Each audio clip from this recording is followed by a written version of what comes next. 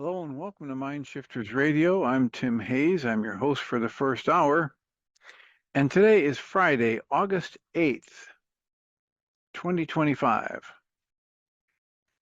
As always, we're grateful to everyone who's joining us here today, whether you're listening live or through the archives, as we spend another couple of hours teaching and supporting people in using some of the most powerful, effective, efficient, and accessible tools I've ever encountered. These tools are available absolutely free through the tireless efforts of Dr. Michael and Jeannie Rice on the website at whyagain.org.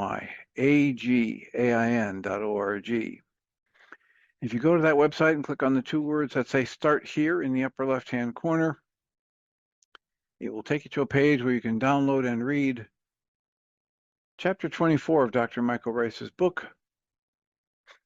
His book is titled, Why Is This Happening to Me Again? And that chapter of the book contains a narrative description and explanation of the primary tool in this work. That tool is called the Reality Management Worksheet, sometimes called the Reality Management Wake-Up Sheet. And it's a tool I've been using to great effect for over 20 years now to improve the quality of my life and most of my relationships, and to turn any negative emotional experience I have into part of the infallible guidance system that each and every one of us has been given. You can also download the actual worksheet process itself. It's a simple PDF file. Click the link, download it, print it off, copy it as often as you'd like, and use it over and over again absolutely free. You can also download a whole host of audio files from that web page of shows just like this one, where people have been stepped through the worksheet process. And if you choose to listen to them even repeatedly, they can serve as a powerful tutorial for you to help you get maximum benefit from these tools in the shortest amount of time possible. You can also go to your app store and type in the three words Heartland Aramaic Forgiveness. And if you choose to do that before you're done typing the word forgiveness, you'll see the glowing heart icon. If you tap on that, it will let you download a completely free and private app that contains the Reality Management Worksheet. It contains an abbreviated version of that worksheet process, and it contains a copy of the Dragon Klingon game, which is a wonderful way to introduce these tools to even younger audiences. We hope people do all of that soon and often, primarily because it tends to improve the quality of people's lives the more they actively apply these tools in their lives, and secondarily because it tends to prompt comments, questions, answers, and testimonials. And if you have any of those to share with us, we'd greatly appreciate you doing so. You can email me at tjh@mindshifters-academy.org, or you can email Jeannie at jeanie@whyagain.org. That's whyagain.org.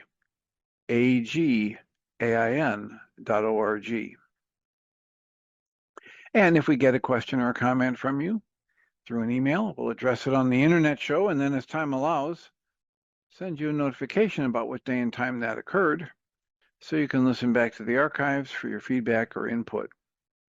Alternatively, you can go to Zoom, either on your phone, call one of the many numbers Zoom makes available, and or open a browser window on your internet search or in your internet browser, and then just type in the meeting ID number, which is 853-2357-4173. That's 853-2357-4173. And we greatly appreciate whenever anybody chooses to do that, because it makes it infinitely easier for us to live into our intention with this work. And to recap that, the intention we have with this work is to be of service in whatever way we can. So we're here on a Friday with plenty of time to talk, and please feel free to unmute and let us know how we can be of service. Many people are probably thinking Guy Finley. Christian Sundberg would be here, but he cannot be here today because of health concerns. As I mentioned before, last week or the week before, he let me know that he'd contracted Lyme's disease and was struggling with treatment for that and not feeling the least bit anywhere near the top of his game. And so he will reschedule with us when that makes more sense in terms of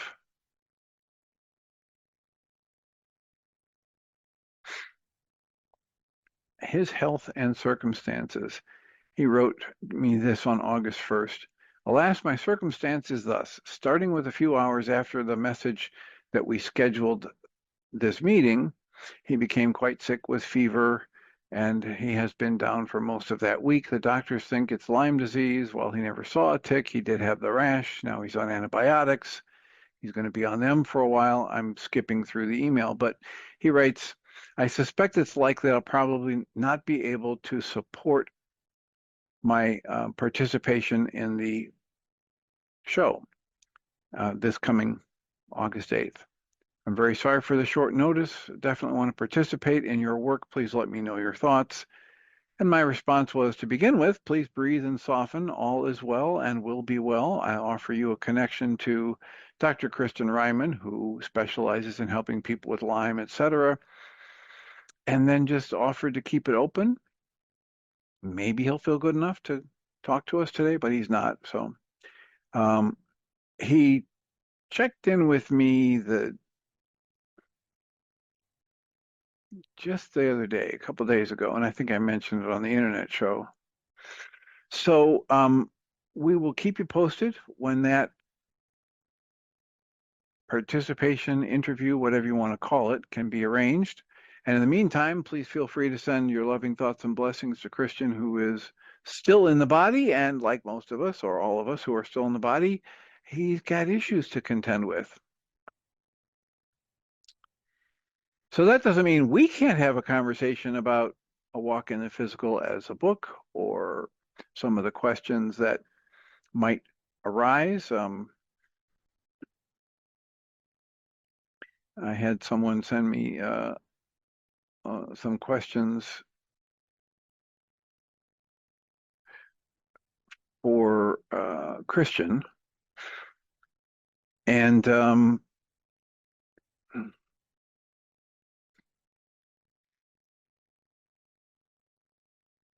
feel free to unmute and speak up if you have sent me questions and want to discuss them. My response to the doom and gloom in our world today is that while there's a bright light shining, it can't cover everything. It hasn't gotten into every nook and cranny. It hasn't, not all has yet been revealed. As the scriptures say, all will be revealed. And so in the interim, I have chosen the perspective which says, as I'm in a body on this planet, interacting with people, living on this in this country, in this political system, I get to choose what I focus my attention on.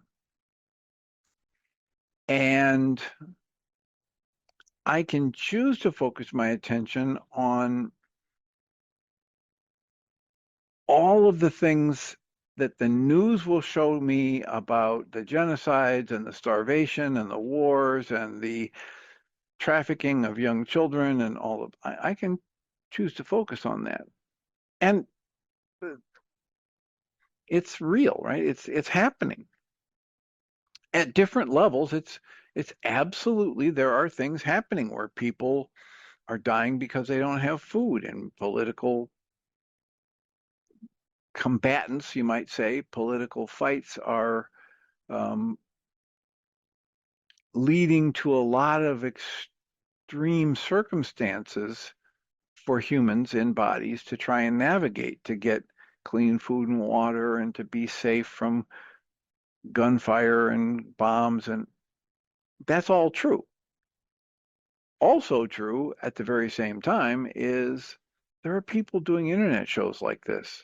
There are people reading Way of Mastery, Course in Miracles. There are people starting nonprofits. I just got off the phone this morning with a gentleman.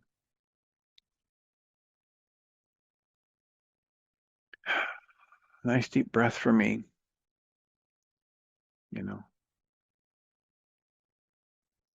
I was pleasantly surprised, shocked, you might say, when I got off the phone or when I got on the phone with a pre-interview call for a gentleman. His name is Cooper Davis, I believe. Innercompass.org or .com, I believe, is their website. And his opening words to me were,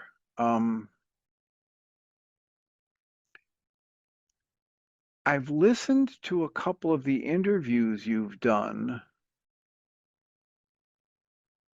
with people that I know really well. And I lit up and I said, well, who have I interviewed that you know really well? And he ticked off 4 or 5 of them. And they're all in this same theme of work where we're trying to promote a functional, holistic, loving, productive response to challenges to our mental health or challenges to our physical and mental health or challenges to our way of life. And I just breathed it in and said, okay, here it is, another example of what I keep trying to tell people. There's a lot more going on here that's good and loving and growth focused and gratitude based and healing than there is the war and the fighting. This is one of the things that Eben Alexander talked about. If you go back and look at the statistics, if you do the research about the percentage of the population that's exposed to violence, wars, how many wars there are on the planet, what's the level of, physical illness and starvation. If you get that bigger picture view, we're on the right track.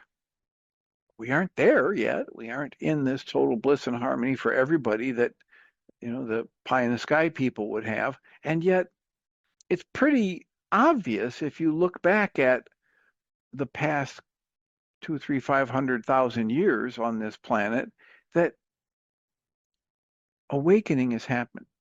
Spreading of loving consciousness is happening. People redoubling their efforts to make a positive change in the world. It's happening. And the benefits of it are happening. Now, that's of very little consequence to the people who are starving on the planet right now, and yet it is a truth you could choose to focus on. And if focusing on that gives you the wherewithal to be more loving or to have the energy to get out of bed the next day and do the next right thing, please choose that. Please choose a more loving focus soon and often.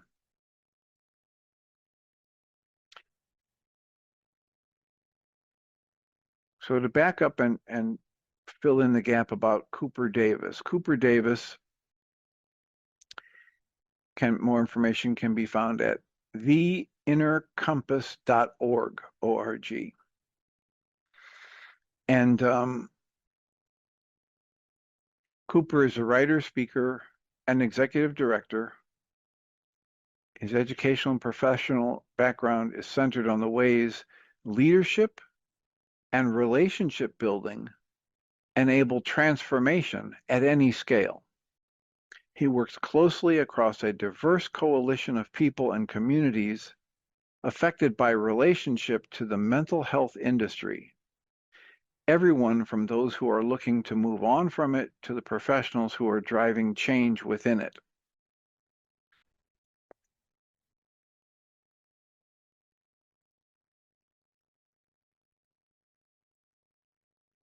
I remember the image. I think I heard Dr. Michael Rice give this image, but wherever. I've heard this in a couple different places. Let's imagine that there is this massive warehouse, kind of like the warehouse that you see at the end of the um, Indiana Jones, or the first Indiana Jones movie, where the government has this seemingly infinite warehouse where they store the Ark of the Covenant after it's been recovered by Indiana Jones. And let's imagine that in this warehouse, there's no electricity. And so you're given a penlight flashlight and you're told to go in there and find out what's in the warehouse.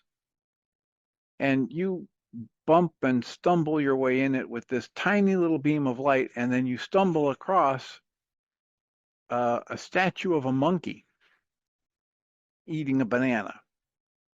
And you stumble your way back out and you report there's this, all that's in there is this statue of a monkey eating a banana. And it's not even a very well done statue, you say. Now, factually, you reported accurately that what you found in there was a statue of a monkey eating a banana. And yet, is that the capital T truth about what's in the warehouse? No, it's just a tiny piece of it. A tiny piece of what's going on at any given moment. Perhaps always will be something that brings disruption or pain or suffering to one or more people. And the suffering, some people would say, is the result of their interpretation of this energy that they've labeled as pain. And it isn't the same thing as the actual flow of energy moving through their system. But the fact of the matter is, in that moment, when you find somebody who's suffering, there's a lot more going on here than just that.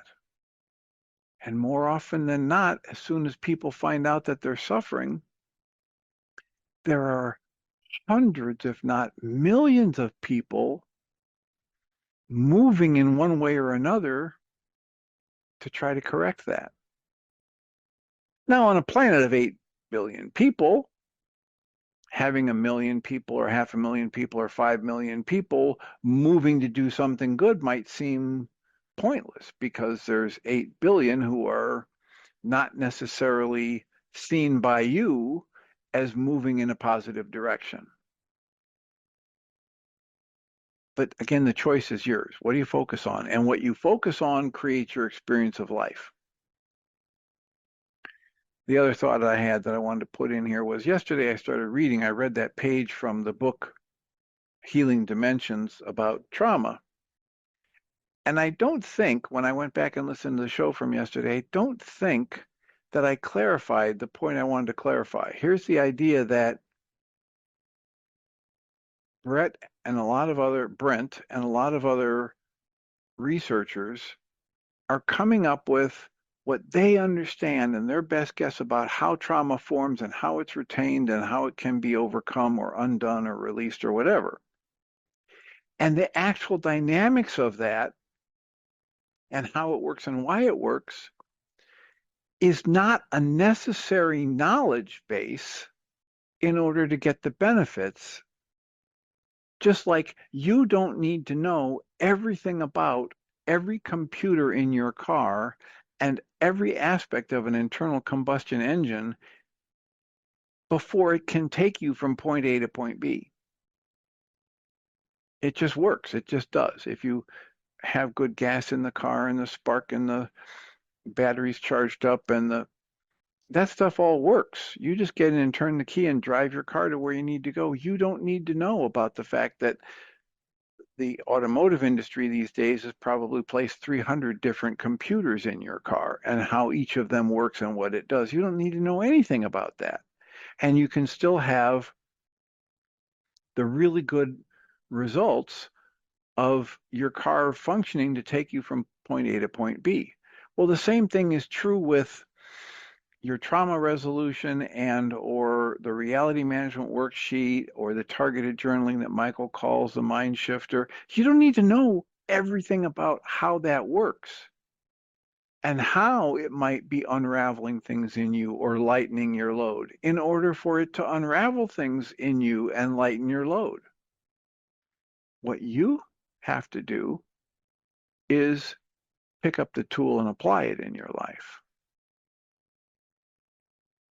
And my personal experience has been over and over and over again, day in and day out, when I start feeling a tension or an upset, a negative judgment or a frustration, a hurt, a guilt, a shame, an irritation, an anger, when I cancel the goals I'm holding, when I ask to be shown the hidden part of my mind, when I practice putting aside this sense of panicky urge I feel sometimes to be right,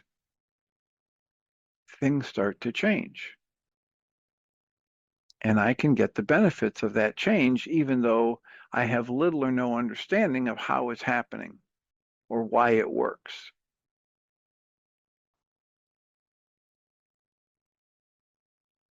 So it's all an inside job. And if I, like I had somebody in my office not long ago who's broke into tears as she said, I couldn't protect him. And I had her take a breath and soften and get clear about what she was saying and why, or what she could get clear about why that was so emotional for her. And in the next breath or two, she realized that she was thinking about one of her sons, and the real energy of hurt and shame and frustration was that when she was young, she wasn't protected. So she downloaded in that, whether you want to call it self-hypnosis, the way Brent Baum talks about it, or any other model of trauma talks about it, she downloaded these energies of pain, fear, sadness, hurt, and they've been sitting in her ever since she was a little girl. And they can get resonated into activity anytime she chooses an interpretation for an event in her life that has the same frequency of resonance. And so she realized she's still carrying a lot of upset attached to the thought, no one is protecting me, from when she was a child. And she'll have far more fruitful worksheets if she targets them on, oh, my hurt, my pain, my fear, my resentment that I was abused as a child and no one was there to protect me. She'll have far more productive results with her worksheets if they're targeted on the core at the beginning with herself than if they're focused on her false belief that she didn't protect her son or that she should have done differently with her son. And again, the worksheet process I'm referring to is the Reality Management Worksheet, whether it's the 7-step version that Michael and Jeannie offer, or it's the 5-step mental short version that I offer on the MindShiftersAcademy.org website. I had another request yesterday in one of my sessions. The people in a session asked, is there a place where all these different tools are listed? And I was at that point rattling off, as I often do, Michael Rice's Reality Management Worksheet, Diedrich Wolzak's 6 Steps to Freedom and Forgiveness Worksheet, Byron Katie's The Work, Questioning and Turnarounds, the EFT tapping. I most often refer people to Brad Yates on YouTube for that, but you can also find the creator, Gary Craig, has an emofree.com website. The Ho'oponopono method, the Sedona release method. I was ticking off a list of tools like that. And she said, is there a place where all of these are listed? And so I thanked her for the idea and said, it wouldn't be a bad thing for me to find a way to put a list like that on MindShiftersAcademy.org website. And when I was talking to her, I thought, well, it probably should just go on the page that's titled Educational Materials, because that's where the Reality Management Worksheet mental short version is, my bottom line observations, etc. But I'm playing with that idea. If you have thoughts about it, let me know as to whether or not it should be a separate web page or just amended to or tagged to the educational materials page. And ask for your input if there's a different tool or technique that you use on a regular basis that's helpful to you that I haven't mentioned. And in that way, we might build a more robust resource for people who are in the community or people who stumble across this community and these tools. So how can we support you today? What's on your mind? Who's disappointed that Christian's not here that could do a worksheet on your disappointment? What's up for people as you participate in this next half hour of this show?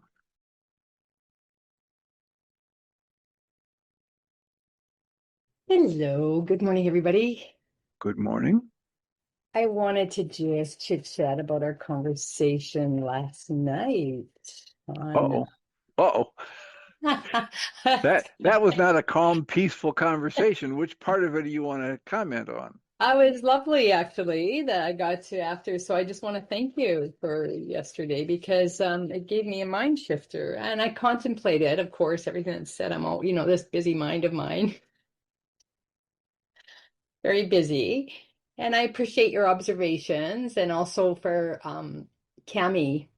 I want to say thank you again because her coming in really helped Bruce a lot when you led the EFT session. And as you said, I don't even know how it's working. It doesn't matter. It's the fact that it is.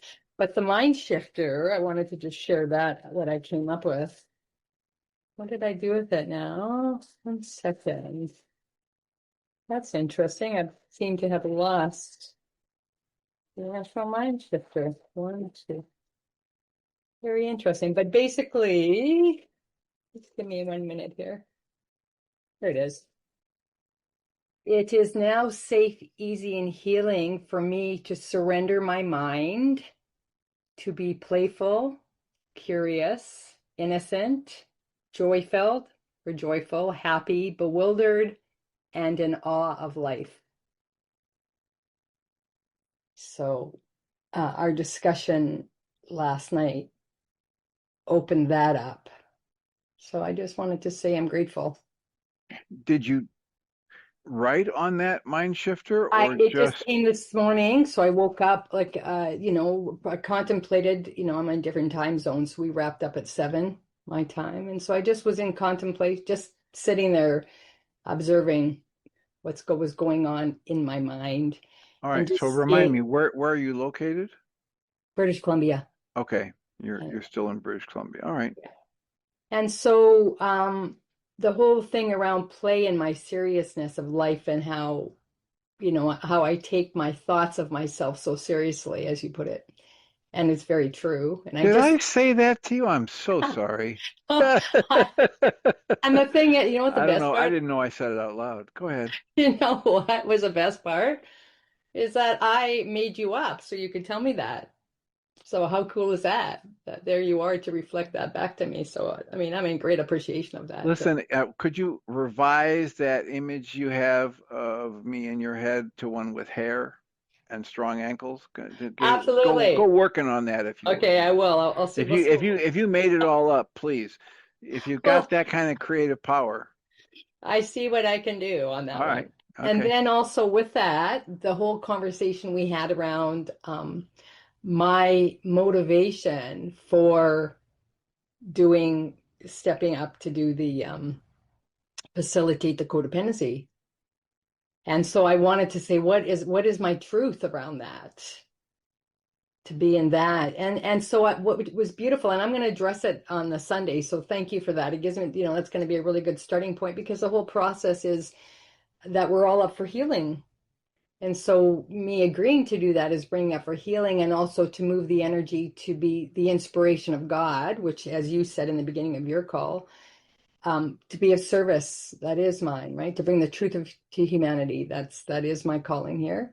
So I got to find the truth, but I also got to see there is an aspect of the wounded self that's also there, of wanting to be seen, wanting to be heard, wanting to be getting it right.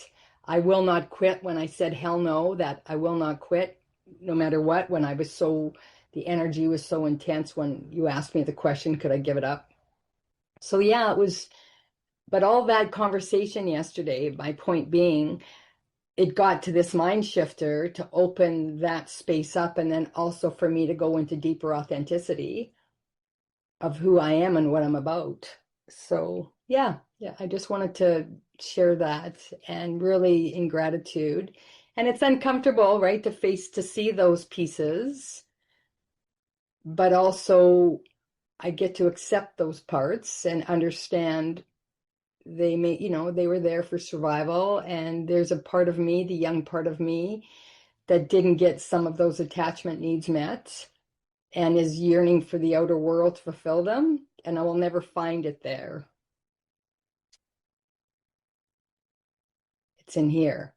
So and then we talked about, relationship, that conversation came up, and when you're ready and all that stuff. And so I really got you opening up the way you framed it, and to be curious. So I get to open that aspect of me. And I just started the mind shifting question. So I only got into a couple of pages, but there's a lot of thoughts there that I cannot play. And then I even got to see Help me understand that last thing. There's a lot of thoughts there that I cannot play. What do yeah, you that I mean? cannot play. Like, so that when I was writing in the mind shifter, there's a lot. So I saw my childhood, my brothers being beat when they were too playful. And I got backhanded if too much joy or too much play, that you had to be serious and pay attention and all that stuff. So and I'm just starting this, so it's all new. That this piece is just brand new. So and there's energy that's going to be that is moving already, and I'm exactly what you said in the beginning of this call. I don't know how it works, what I'm doing, but this is what's up for healing right now. And it's beautiful. And even, me saying yes, and then I question why, but wanting to, do I want to be seen by Michael when he offered the facilitation, all that stuff. But I found the root, I found the truth. No, the truth is I want to bring the truth to humanity. That's why I said yes. And I believe that this is truth. And also I'm a teacher by nature. I lead other things, and I love, that's my wheelhouse. I feel good there. And yet I want to make space for everybody else to also come in and participate. And the driver of me to be seen maybe doesn't always allow that space. So, but it's an opportunity for me to grow and, to show up and be seen from within, not from yearning from a yearning place. So, yeah, just wanted to offer all that. And yeah, and gratitude. And to everybody else here that's holding the space for my healing. Wonderful.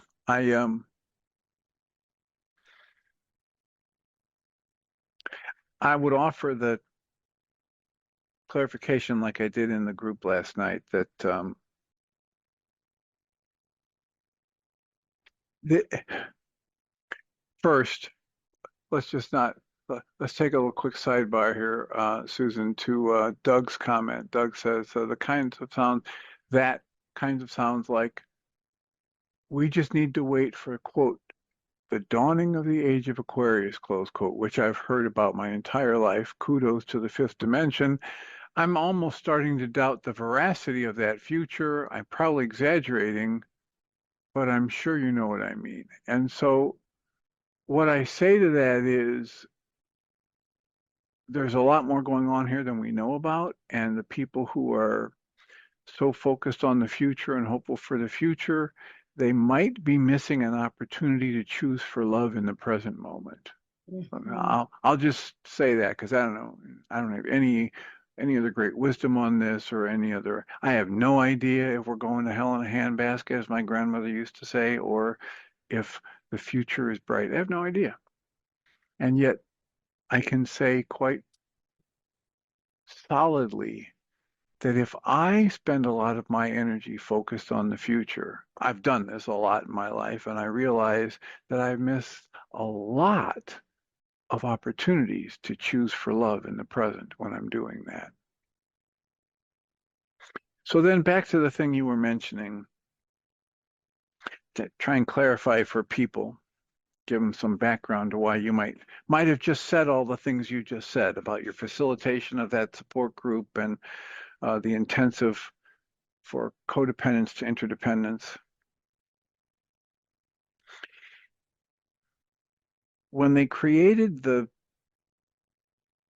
neuro-emotional technique, it's a technique that uses applied kinesiology and knowledge of the acupuncture meridians to help people get flowing again, remove blockages, resolve traumas, etc.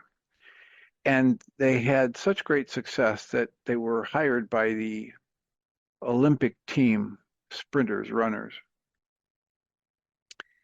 And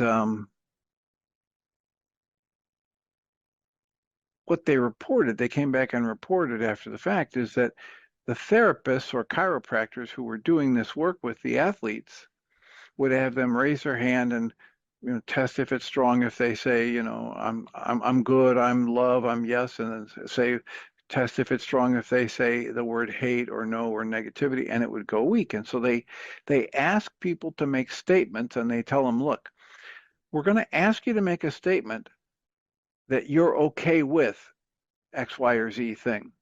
And we want you to understand that in this work, when you say I can be okay with it, it means I can be okay as a person, that my fundamental value and safety as a person can remain intact, even though X, Y, or Z thing has happened. And when we're doing an ET with someone, we explain that to them. We try and be very clear about it. And here's a stunning example that happened years ago when I was working with this. Somebody got referred to me because they had worked hard and saved their money and bought a house. They were in their late 20s.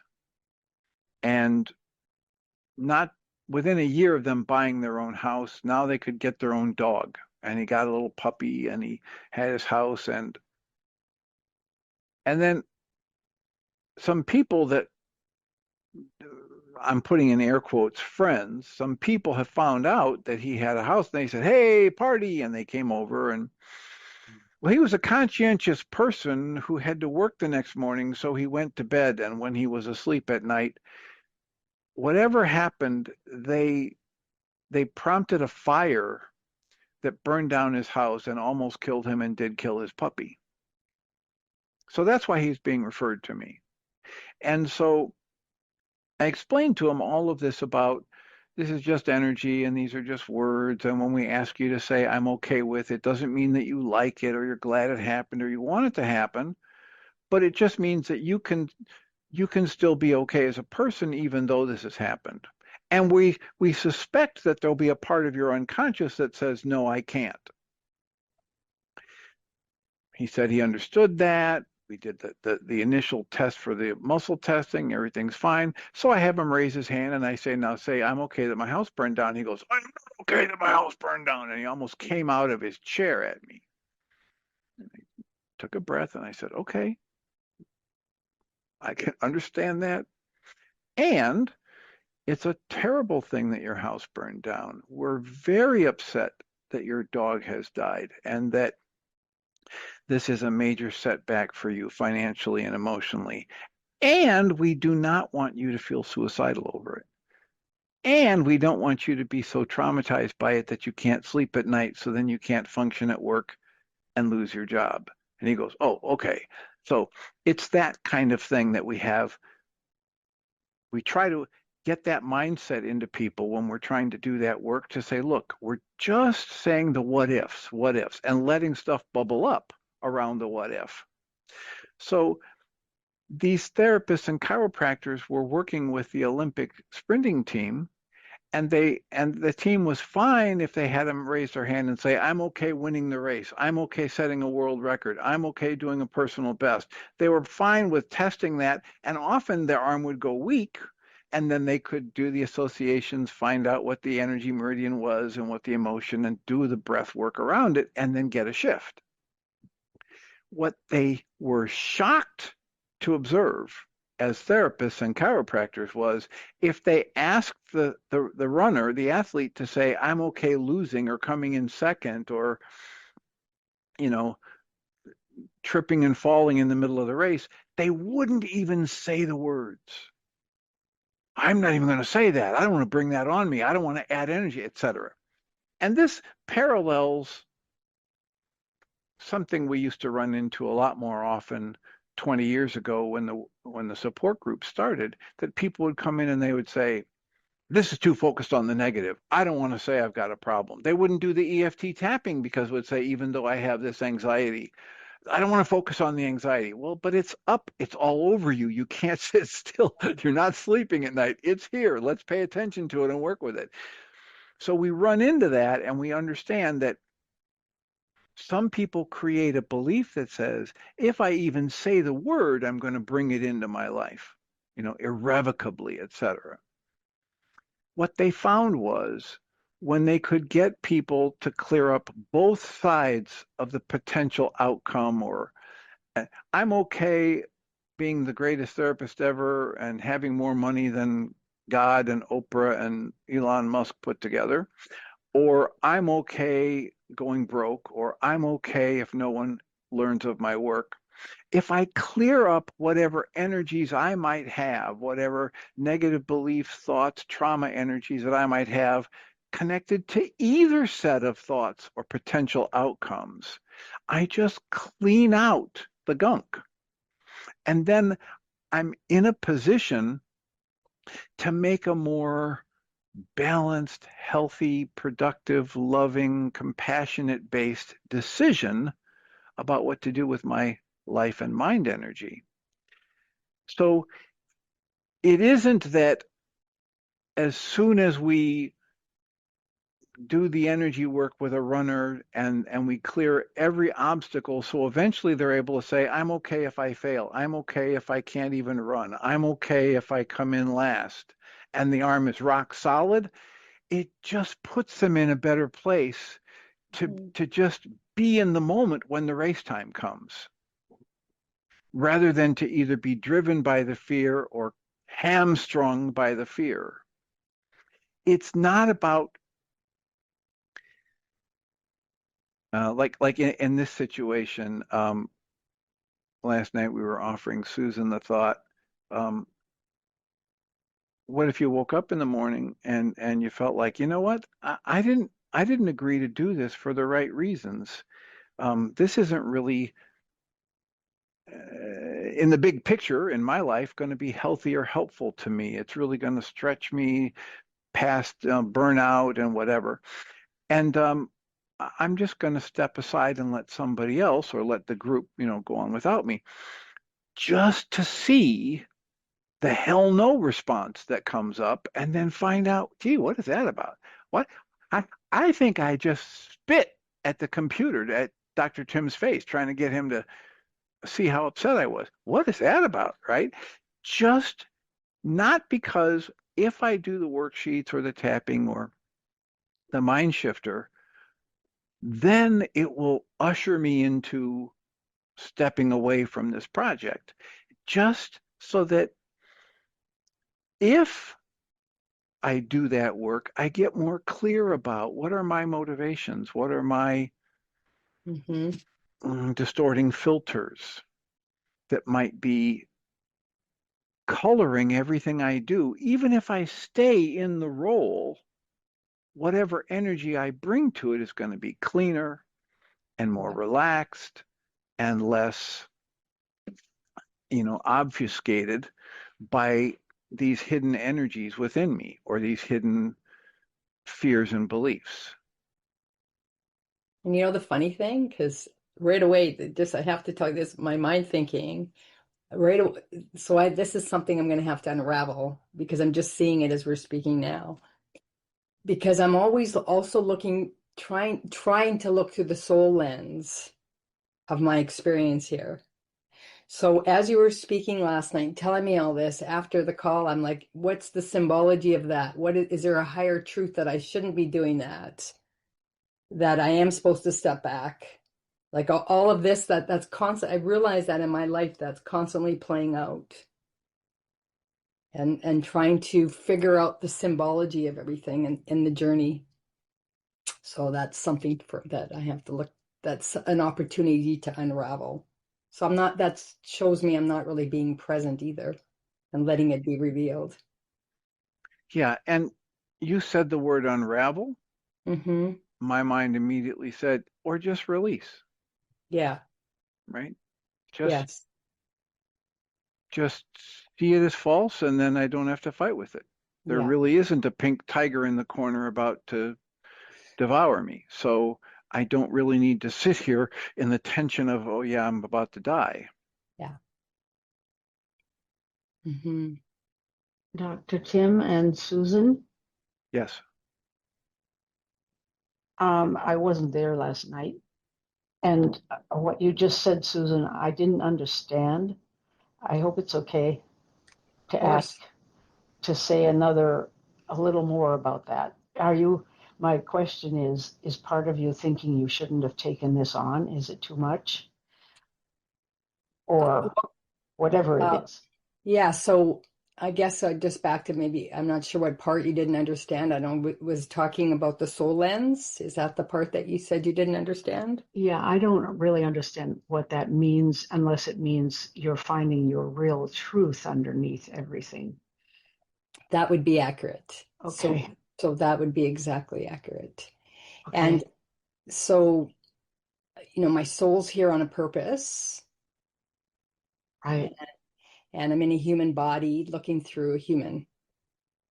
And Right. so that's exactly what the words that you use. Not trying, I am wanting to make sure I'm being my most authentic self, which is that. Oh, okay. And so you were questioning your motives for having joined up to do this big thing, thinking maybe you did it for the wrong reasons. Well, More accurately, what could be said here is that she was not questioning that.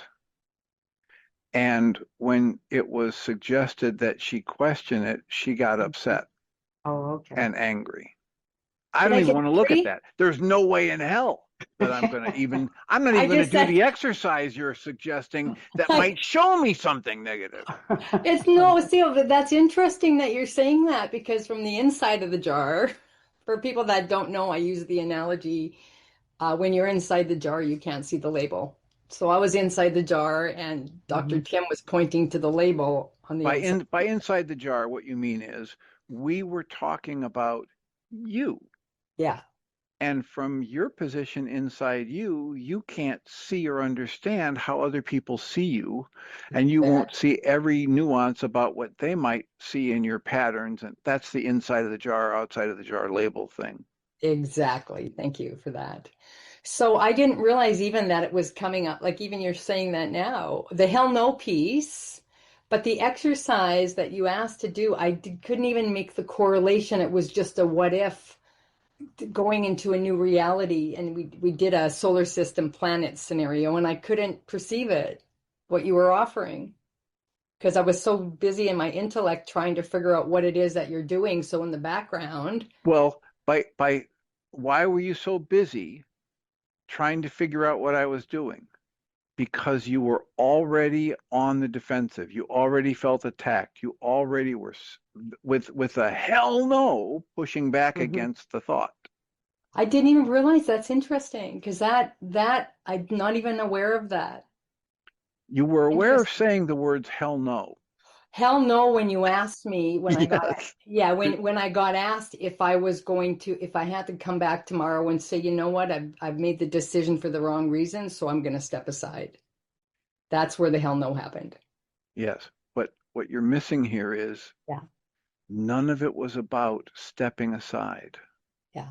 It was about doing a brief experiential exercise Yeah. of what if. That's what I missed. And you were saying, hell no, I won't even do that. I Hell didn't understand. no. Yeah, That's right. That's I right. didn't You didn't understand. understand because instantly the anger and defensiveness came up, which that's okay. That's, Yeah. you keep yourself safe and on this planet any way you want. Yeah. It's not for me to say you shouldn't get angry or you shouldn't have Yeah. that response. Yeah. It's my role as facilitator to just say, oh, look what happened, Yeah. And and that's try to point a flashlight at it and or I a love it. floodlight. And you did, you helped me like that piece there opened up what unfolded and it's opened up a lot. So I'm, as I said, I'm deeply grateful for that. And take the big part, taking that whole so serious that we just and always watching, then also doubting my own because I believe everything outside of me is pointing to me, about me in some way. And so I went through a lot of questioning. Am I making the right decision? All of that because of what you said. And then, No, no, now wait a minute. no, okay, Because let me rephrase that. accurately, Yeah, because of what I made it mean when you said this or this. And we're starting to clear up how I was trying to go in this direction and you went over here, yeah, right? And that's okay because if you stay in the questioning observer mode, it's just all good grist for the mill, as Ram Dass would say. yeah. Exactly that now. That I'm starting to, I have the eyes to see that now. I didn't have it last night. And exactly what you said, being willing, just that it's all, don't know how, don't need to know how, but it's all grist for the mill. And being, And if I'm willing to use the tools, yeah. I'll have different grist to work on tomorrow. Mm-hmm. And an opportunity for me to get clear on my own truth and then to ask those questions. What is the motivation or what is the goal by me saying yes to that when that showed up? To take the time to pause and ask those important questions. What is the driver of that decision? Are you talking about saying yes to doing the, yeah, okay, the whole thing. All Yeah, right. to the well, and we did, it didn't, when I got It's asked, it's about anything we do, yeah, Susan. anything, Susan yeah, Bingham. What we're talking here is just this process you can use to get in, stir up, and explore what happens if it works out well, what happens if it falls apart, what happens if my hopes and dreams are dashed, what happens if they come to fruition, and just understand what am I carrying with me into this that might be, filtering or distorting Mm-hmm. either how I show up or what I receive. Mm-hmm. and do you want to say more about, because I thought your illustration last night was great around the sandwich board and what's actually going on behind. You know, you Okay. you you really you really know how to put the screws on a guy right here. Right here, we're coming down to the wire. There's only minutes left. Okay. Don or Doug or Larry is upset because I call him Don or Larry instead of Doug or whatever. Yeah. Okay. Let me just apologize to Don for calling him Doug again. And thanks. Keep calling me on that, Don. I'm willing to I'm willing to learn your name and get it logged into my head. You're talking about the sandwich board. It's about from the book Families and How to Survive Them by John Cleese. And it was just like the overview is that we exude and then pick up from people volumes of information before they ever open their mouths. And in the sandwich board analogy, we all have access to all of the emotions, but um, in decades gone by, in cities, a common form of advertising was they would hire somebody to walk the sidewalk in front of their store with a message or an advertisement written on a board that would hang in the front of them and hang behind them over their shoulders. So they were sandwiched between the signs. And the analogy they used in that work is we all have all of the range of emotions and access to them that any human would have. And yet we're raised in families that teach us these emotions are okay to show the world and deal with comfortably, and all the rest of them you got to hide. And so you tuck these things behind the sandwich board and you walk around projecting what you want people to see. And we do that and we get into relationships and marriages and this, that, and the other, putting our best foot forward, right? That's a phrase that we all know. Which essentially means, in truth, it's not what the phrase putting your best foot forward is not intended to mean this, but in truth, what ends up happening for most of us in this culture is we walk around pretending to be something we're not. And the essence of that work is that you can't pretend forever. So you get into the relationship. Michael Rice was saying it just in the last day or two, and you're there and everything's great and fun, but one day you wake up and you say to this person, I don't even feel good when I think of your name, much less what am I doing in bed with you? Why am I in this relationship? Because I don't even like how I feel when I'm around you. It's the same dynamic that was being observed in that book, Families and How to Survive Them, written by John Cleese and his psychiatrist. And the idea is the more we can get comfortable with the fact that we've got a lot of stuff behind the sandwich board. We've got the same capacity for rage and fear and shame and guilt as any other human being. And to pretend otherwise is destructive. Mm. So did I clarify what you were thinking, Susan F.? Yeah, and I was thinking also the fact that that energy that you talk about behind the sandwich board, that is resonating out into the field, and we're drawing in the characters as well. Then you talked about the opportunistic and all that energy as well, that what you see. That I also thought that was important, but and that energy of what we're drawing in to, I'm going to use it this way. I don't know if that's the intent, but to clean up our own energy around that, so we can heal, and then You we could have to be true. you could say clean up, Yeah, or you could say just get more clear, yeah, clear. right? Thank Right. you. See it for what it is. Yeah. Let me ask Susan Bingham, is there a big piece hanging here that you don't understand, or has that helped clear things up? That helps. Yeah. Of course, I want to bore right in and say, Susan F., what's going on? Do you want to do this or you don't want to do it? But this is, I'm getting into my garbage now. And I I didn't will even, say to everybody here, I really want to do, I feel really in my soul, a hell yes. okay. Thanks. Or I want to say a heaven yes. Not, let's take that back. It's a heaven yes. Yes. Okay. It's Oh bringing, my, yes, yeah, yeah, oh my, and yes. so Susan Bingham, think about it. Um, you probably wouldn't be at that place if you were talking to the world-class sprinters going into the Olympics. So your issues that are getting resonated by this, that may parallel or be, at the opposite end, but similar enough to vibrate, that's just something for you to take a look at.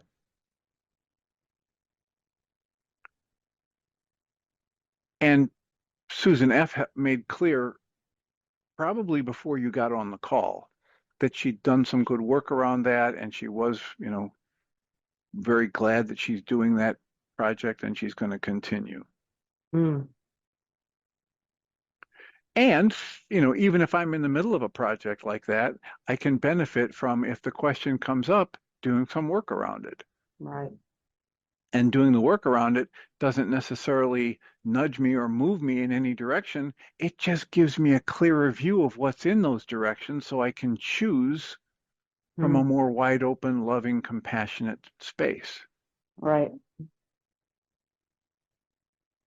All right. Well, I have tremendous gratitude for everybody who's listening, live or on the archives. Thank you so much for being here. I'll remind us all that we come from love. We're made of the stuff we call love. We actually are love, and everything else is false.